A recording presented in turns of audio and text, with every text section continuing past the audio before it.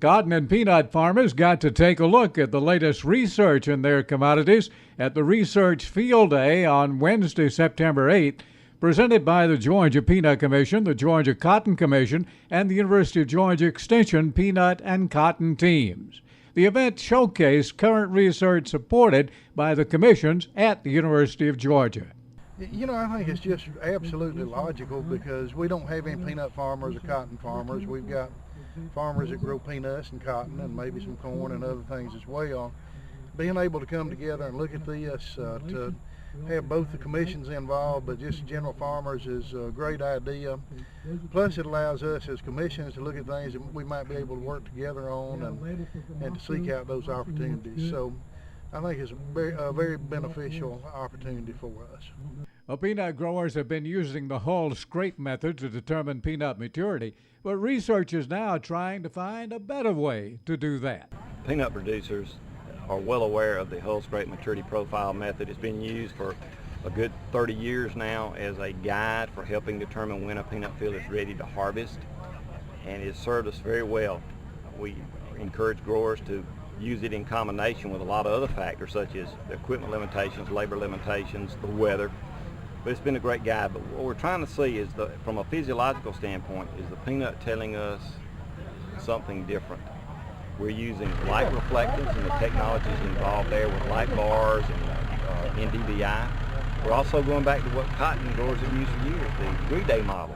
We're not using the DD60 model where you're actually using a base of 56 degrees, but also including some water in there as well and its influence on maturity. And we're just trying to see if utilizing degree days and light reflectance, how closely they correlate to the old tried and true hull scrape maturity method to increase our accuracy in determining when to dig a peanut field. But we stand to gain a lot of yield potential in that last 2 to 3 weeks as those peanuts mature, and we want to be as dead accurate as possible to maximize the grower's yield potential, grade potential, and ultimately economic bottom line. Well, peanut growers have been fighting tomato spotted wilt virus for a long time, but researchers now are finding a way, hopefully, to control that and have just about beaten it back. Well, I don't know if I'd say beaten it, but we've beaten it back. You know, we have a very high level of resistance to tomato spotted wilt virus. This is a tomato spotted wilt screening nursery, so we planted at low seeding rate in April to try and get as much pressure as we can on this material, to try and select the material that has the highest level of resistance. Of course, we also need to combine that with excellent yield and grade. So I get the yield data in. Once we harvest these plots and see those numbers, we're going to consider some of this material for release as a variety. What do you call this? Well, right now they just have a number. It's just a cross number, several different cross numbers out here, probably 15 different cross numbers out here. Well, the yield looks fantastic. We're very pleased with it. The heat hadn't been a problem? Or? Well, no, but we have a lateral move irrigation. We keep water on them, so that helps. Peanut growers have long fought the battle with root knot nematodes, and now the problem is they're losing timic, which controls it. But researchers are working on it already.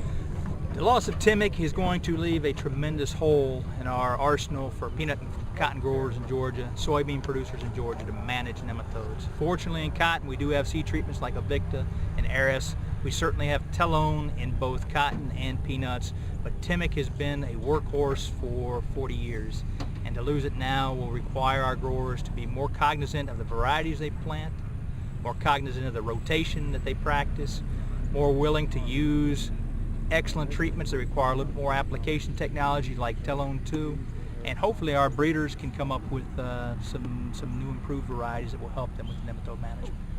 What I've been talking about today has primarily been, behind me we have a peanut nematicide trial where we are actually looking at alternative nematicide treatments to timic. This was independent of knowing that timic was going to be lost, but there have been companies out there trying to find new products that we can use in place of timic. And in addition to this, we also have the new Tifcard variety for comparison. Tifcard's nearly resistant. To my left, we have cotton trials. The cotton trials are looking at basically the same thing, but here we're looking at new seed treatments from companies like Bear Crop Science, hoping to find a way to manage nematodes in cotton while at the same time using the convenience of a seed treatment. I wish there was a way that we could manage nematodes without timic simply by altering our management practices. That won't be completely possible, but if our growers will begin to extend and lengthen the rotation period between cotton crops. That could help. The problem with cotton is that the southern root knot nematode, this nemesis that affects nearly every cotton field in South Georgia to some degree or other, the problem is that southern root knot nematode also goes to corn, it also goes to soybeans, it also goes to vegetables. The only crop it doesn't really go too well here is peanut. And so rotating away from southern root knot nematode for our cotton producers is nearly impossible.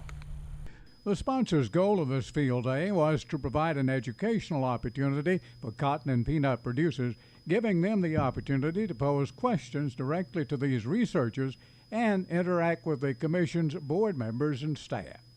Jimmy Lee reporting for the Georgia Peanut Commission.